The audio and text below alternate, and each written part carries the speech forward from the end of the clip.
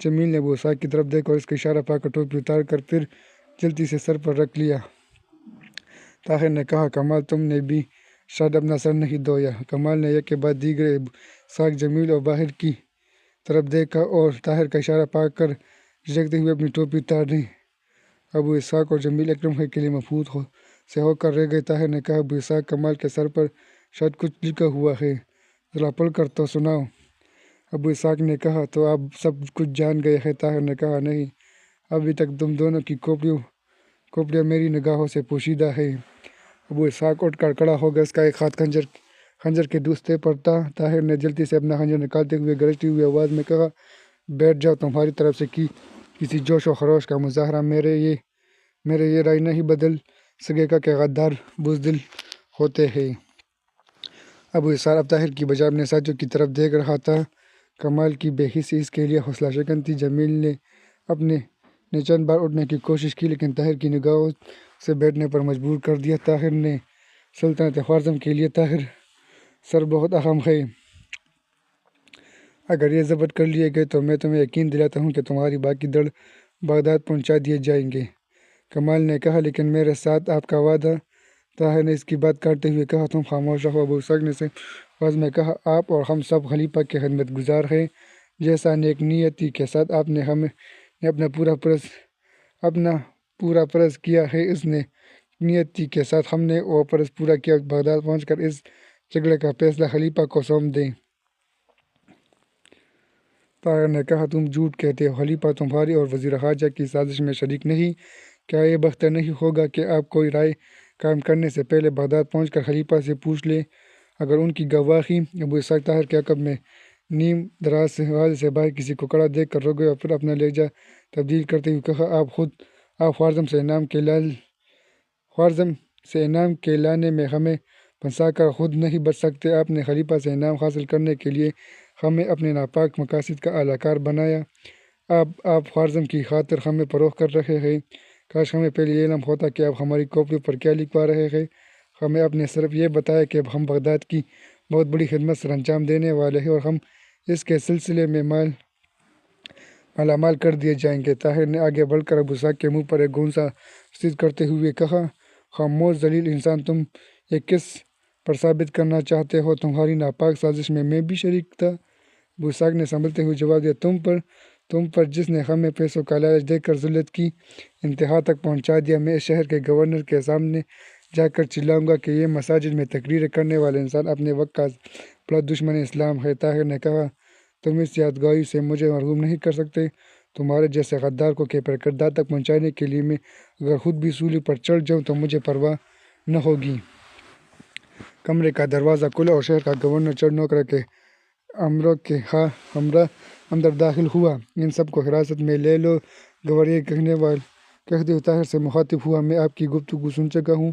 یقین کیجیے ان سب باتوں کے باوجود مجھے آپ کے متعلق اپنی رائے بدلتے ہوئے دکھ ہوتا ہے، تاہم آپ کو کچھ عرصہ نظر بند رکھنے پر مجبور ہوں۔ طاہر نے کہا، ابو اسحاق نے اپنا لہجہ آپ کو دروازے کے پیچھے کھڑے دیکھ کر تبدیل کیا تھا۔ مجھے اب جہاں چاہے لے جا سکتے ہیں، لیکن میرے متعلق کوئی رائے قائم کرنے سے پہلے آپ مجھے کچھ کہنے کا موقع دیں۔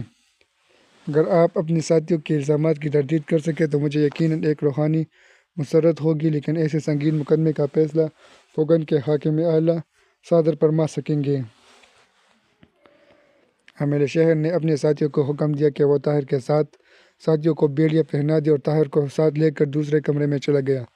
طاہر کا طویل بیان سننے کے بعد اس نے کمال کو پیش کرنے کا حکم دیا اور اسے چند سوالات پوچھنے کے بعد طاہر سے مخاطب ہو کر کہا، جہاں تک میرا تعلق ہے آپ کے بارے میں شبہات بہت حد تک دور ہو چکے ہیں، لیکن میں پہلے عرض کر چکا ہوں کہ حاکم اعلیٰ کے احکامات حاصل کیے بغیر میں کوئی فیصلہ نہیں کر سکتا۔ میں آج ہی ان کے پاس اپنا LG روانہ کر رہا ہوں۔ آپ کے ساتھ اتنی رعایت کر سکتا ہوں کہ آپ کو بیڑیاں نہ پہنائی جائیں، لیکن آپ کو قلعے میں نظر بند رکھنے پر مجبور ہوں۔ آپ کے ساتھیوں کو ان کے سروں کا معائنہ کرنے کے بعد قید خانے میں بھیجا جائے گا۔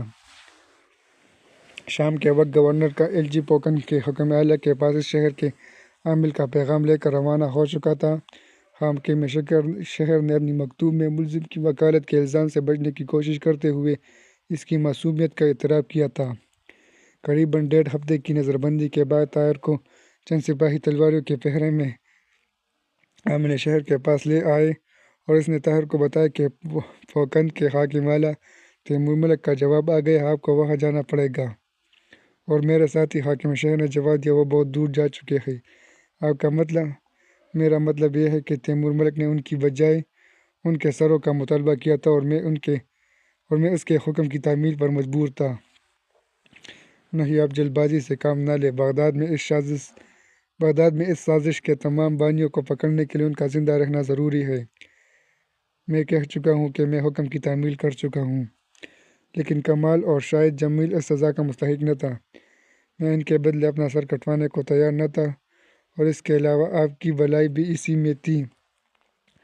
آپ خواہ مخواہ اپنی ساتھیوں کی سپاہی پیش کر رہے ہیں۔ تیمور ملک کی آنکھوں سے دیکھنے کے بعد کانوں کی تصدیق کی ضرورت محسوس کرنے کا عادی نہیں ہوں۔ اگر آپ کو یہ خیال ہے کہ کمال آپ کی سپاہی پیش کر سکتا تھا تو اس کی کمی میں نے پوری کر دی ہے۔ میں نے تیمور ملک کو دوسرا خط لکھ دیا ہے۔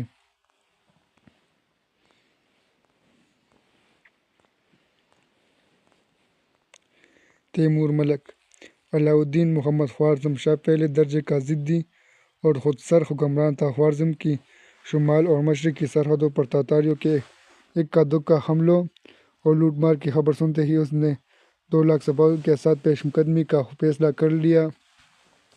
جلال الدین اس کا ہونہار، ذہین، بہادر اور دوراندیش بیٹا اس تجویز کے خلاف تھا۔ اس نے امرۂ سلطنت کے اجلاس میں کھڑے ہو کر اپنے باپ سے کہا، اگر آپ مجھے اپنی فوج کے سپاہی کی حیثیت میں بولنے کا حق دیں تو میں کہوں گا کہ ہمیں افواج سرحد پر جمع کر کے تاتاریوں کی پیش قدمی کا انتظار کرنا چاہیے۔ سرحد کے بعض مقامات پر ان کے دستے اگر کبھی کبھی لوٹ مار کر کے بھاگ جاتے ہیں تو اس سے ہمیں اس کا غلط فہمی میں مبتلا نہیں ہونا چاہیے کہ وہ کمزور ہیں۔